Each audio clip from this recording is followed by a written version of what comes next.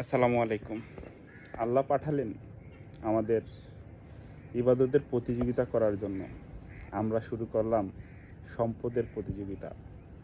পাহাড় পরিমাণ সম্পদ গড়ে তুললাম। একটা কি জানেন, মানুষের জীবনে যত ইনকাম করে তার 70% সে ভোগ করতে পারে না। আলমারিতে অনেক জামা জুতো পরে আছে, কয়টা ব্যবহার করেন? এত বড় বাংলো, আপনার আলিশান বাড়ি, কতটুকুই বা ব্যবহার করেন?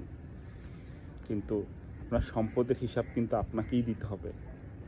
সেই চিন্তা করে আপনি সম্পদ তৈরি করুন, সম্পদ গড়ুন। অল্পতে তুষ্ট থাকুন, কারণ অল্পতেই রয়েছে শান্তি।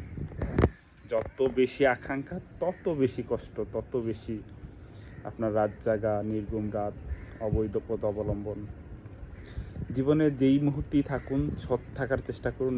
এর চেয়ে বেশি আরাম কোনো কিছু নাই দুনিয়াতে। সতের ভিতরে অন্যরকম শান্তি, অন্যরকম একটা প্রফুল্লতা পাবেন আপনি।